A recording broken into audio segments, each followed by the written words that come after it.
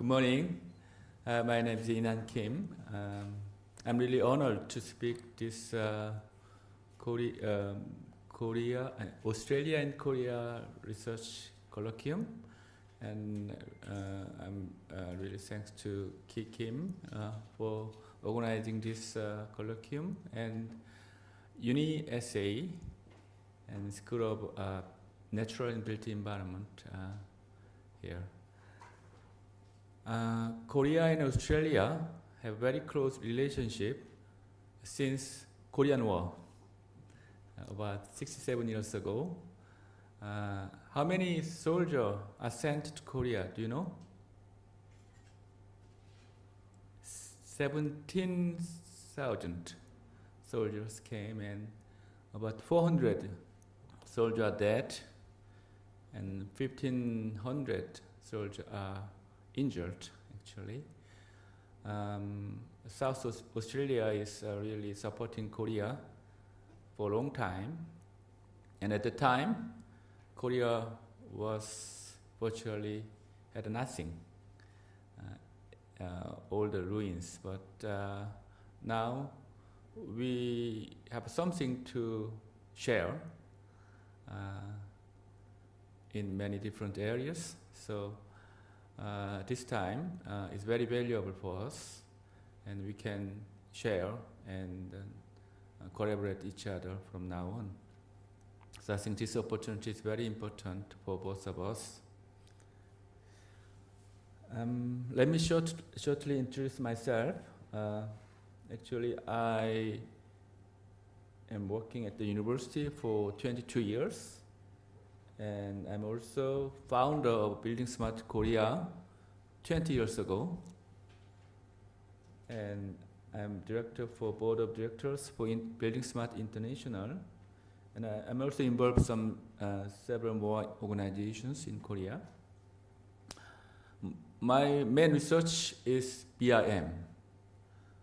I think BIM is the core technology and convergence technology for whole built environment and natural environment. So I think it's a good start for us to talk about BIM at the beginning. This slide shows from the initial stage of planning to the final operation and devolution, we lose informations. We have a gap of project values without BIM. But if we use BIM, we can seamlessly connect all the information network throughout the whole stage of life cycle of project.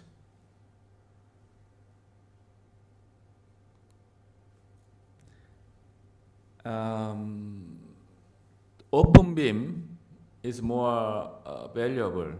Actually, it's not a closed BIM, which means that if you have a standard, we can exchange data without loss of any or much of the data through the whole stage of project. In the core of the open BIM, there is a data format called IFC. So I think in Australia, we have John Mitchell. He was the first chairman of Building Smart Australia, and he may talk about open BIM as well. Yeah. So all of my talk today is about open BIM and IFC-based BIM.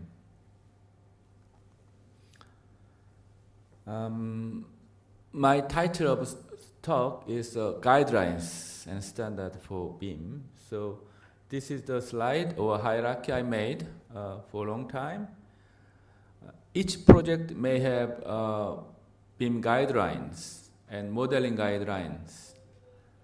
At the bottom level, we need a guideline, and framework, how to model the data. But at the upper level, we need to have a common guideline for each organizations. And at the higher level, we need a guideline for national level, and up at the higher level, the most higher level, we need guideline for international common standard. So I don't talk about international guideline just now, but I will talk about the guideline we made in Korea at national levels and public organization levels.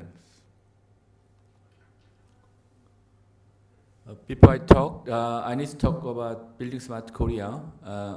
Most of the BIM guideline developed in Korea is mainly developed by Building Smart Korea and my university at Gyeonggi University. So Building Smart Korea is the main driving force for implementing BIM in Korea for a long time. So their main role is BIM technology diffusions and holding events and educations and publications and acceptance of opinions.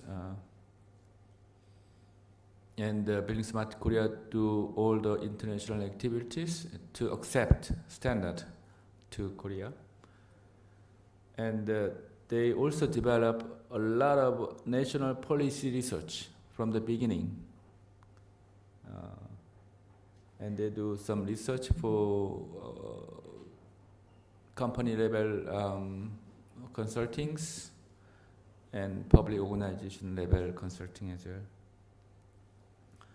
So this is the standard mostly developed by Building Smart Korea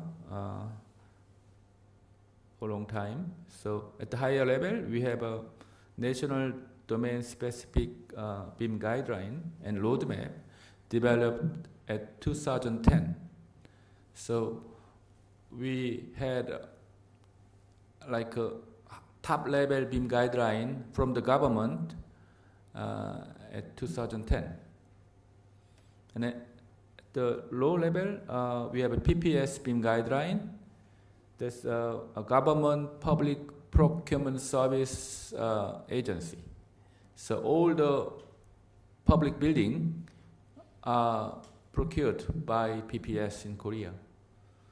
And we have some more guideline, especially for KICT BIM guideline is mainly focusing on infrastructure and civil.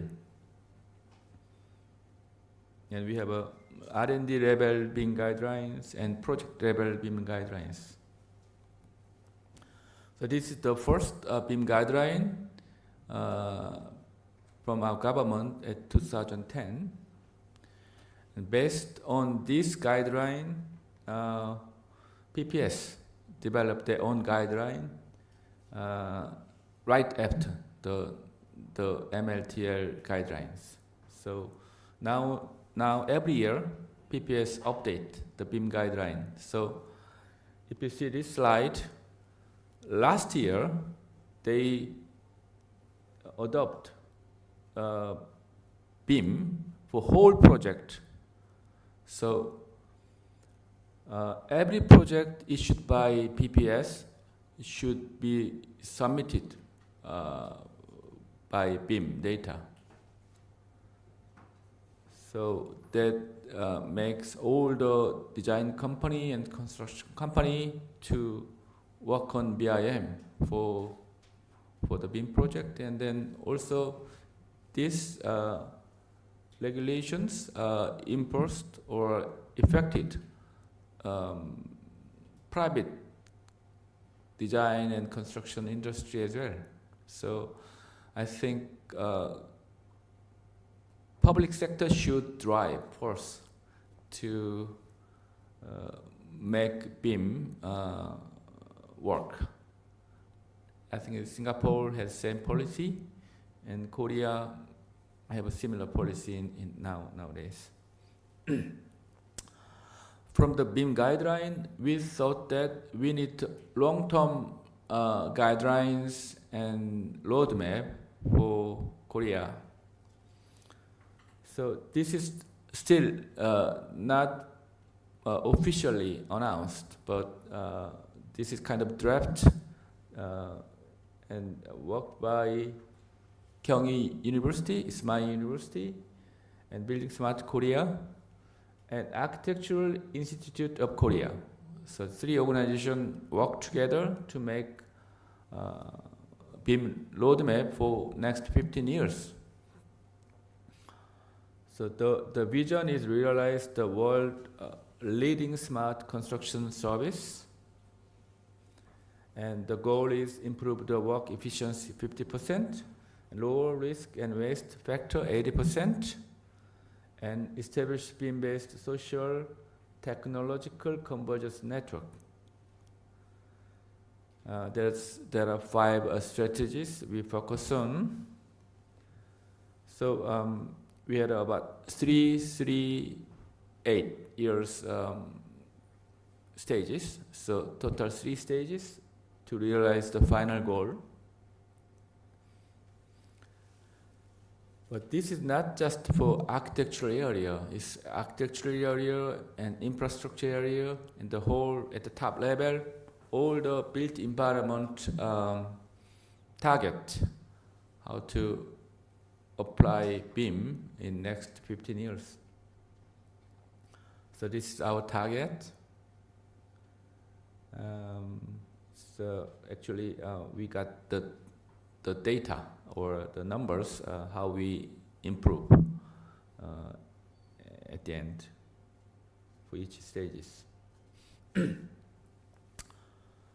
So we think we are in the level 1, but if we go to level 2, we will connect like all 5 different areas, like BIM engagement, BIM technologies, and capacity, and system environment. And when you go to level 3, those technologies or development will merge together. Finally, BIM is just design and construction.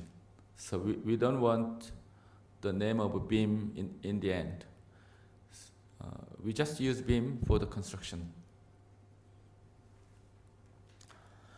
And now I will talk about the research project currently running on in Korea.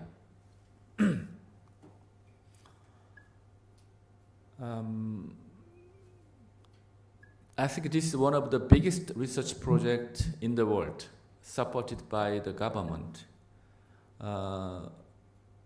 From 2013 to 2016, the government supported with direct fund of $25 million for this project only. And from this year, for next 5 years, they promised to support 20 million, 22 or 23 million US dollar for this project.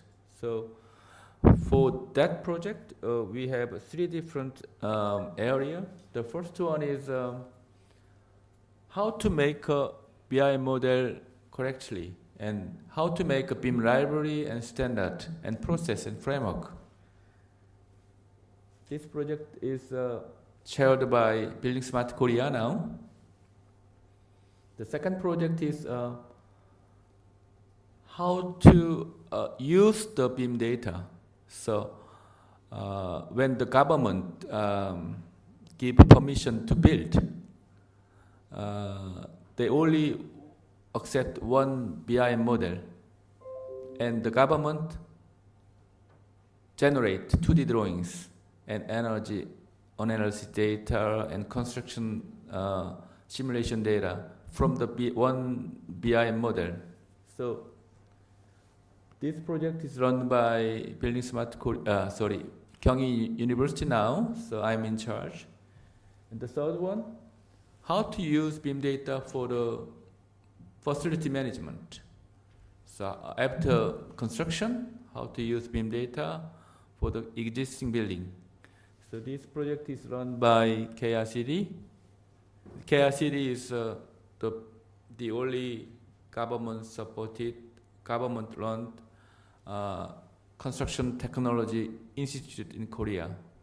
So I think Suam Kim will talk about KICD. He's from KICD and he will talk about more important issue later. So this is the general overview, how we're going to use BIM for the Korean construction industry for the future. So as I said, this R&D research is finished last year, and we will focus on phase 2 R&D research. So most of the R&D research is focused on design, not the construction yet. So we think we need to invest money properly, and we think design is more important than construction just now. We have limited resources, so we will make BIM properly used in design area, make a BIM standard and data and modeling guideline and those things. And then after we finish this project, we'll focus on construction BIM. So we need to carefully distribute the limited resources supported by the government. So most of the project is focused on currently design-based construction BIM.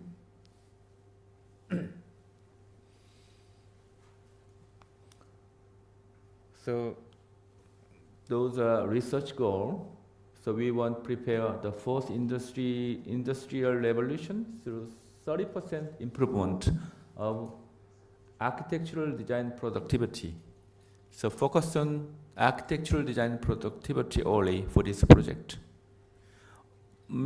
Our government have other projects focused on construction and also infrastructure as well. But this project is only for mainly for architectural design. So the target is like this. And eventually, when we get the result and software and product and all the deliverables, we want make public people use it freely. We don't charge any money. So mostly we want use our product freely by the public domain and private people. And some company may redevelop the content for their own profit. So this is our target. So this is the diagram, how we use our result after the project. So if you see the red outlined box, they are all the software or systems. So we can use those software for the public in the future. And finally, how many minutes I have? 11 minutes. Okay, good. This is my own research. Yeah. What I develop is from the BIM model. I want check whether the BIM model can be used for the building permission. So we use currently available our building code and regulations and check the building code from the BIM model. So from the initial planning and then permit to the permit, we developed software to assess the BIM data, whether it's proper to give permission for the build. So currently, we have a manual-based building permission system in Korea called Seumter, and they do code checking manually from the permission officer and permit. But we suggest to our government to use the software like KBIM Assess, right, from the design office, and KBIM Submission, automatically submit. They generate or they collect information from BIM model, and then deliver the data to the permission officer using this software. And KBIM verification is they verify whether the BIM model is correct or not. And this software assessed by the permission officer. So this whole new process mostly done by the machine, not by the human. We think that with this kind of technology, we can reduce at least 50% of permit documentation time, like delivering all the document to the document, because we don't need any, or mostly, at least all the drawing related information automatically delivered. We don't need to print out the document. So we can save time for that, and we save time for 30% reduction of permit processing period, because it's automatically delivered to the permission office through the web. And we also check automatically how the design meet the energy regulations. So 50% of reduction of energy analysis time. So this is the goal, and we actually targeting for this number in the future. So this is the process. This is actually the process of making drawing or the design, and check the building regulations, and then from the government level, permission officers use this software and then approve.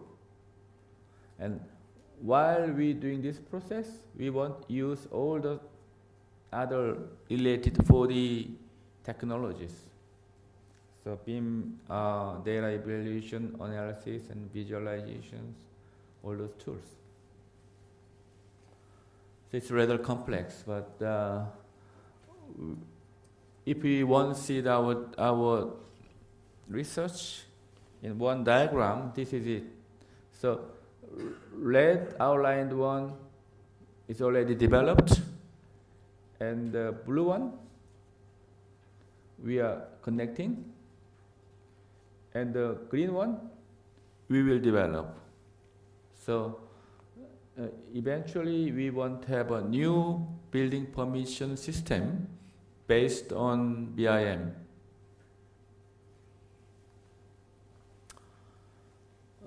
To realize that, we need artificial intelligence to analyze the currently existing building code for machine can understand. Yeah. So natural language processing is involved, and we have a rule database expansions, and we have a rule checking automation modules. So this is kind of very important. This technology can apply to many different areas, especially for the process of constructions and devolutions and maintenance as well. In Building Smart International, there are a group called Regulatory Room. So in the room, I think more than 15 countries involved. And some of Australian researchers actually supporting the room as well. And in Australia, I remember that for the automated code checking for disability people has been realized.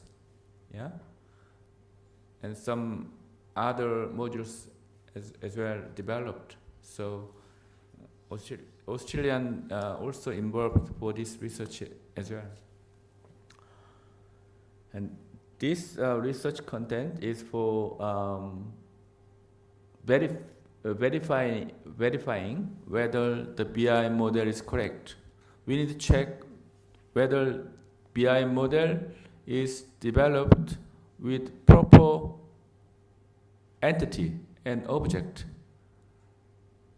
so that we can evaluate it. So this research is checking whether the property is in or not. And this research module is make from the BI model.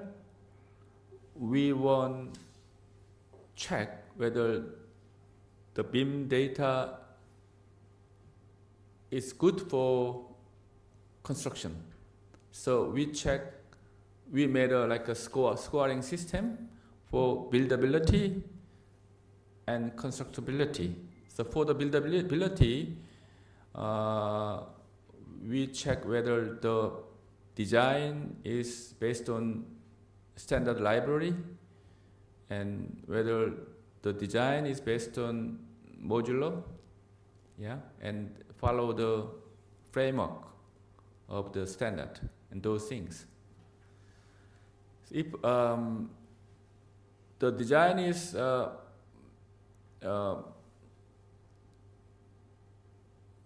passing this buildability test, maybe over 70% of the score, the permission office can just approve. But if less than 70%, then they need to rebuild or redesign those things. So in the future, BIM technology can be applied for many different areas of evaluation of the design. And also we use the BIM technology for constructability scoring system. So whether the design is good for constructions. And also, we also giving system for safety. So whether design is good for safety of the construction or maintenance as well. So those kind of technology can be used for many different area of constructions and maintenance. So this research is at the early stage. We need to still need to check whether the criteria is correct or not. I want to do some collaboration with Australian research for this area, maybe Ki Pyong as well, yeah.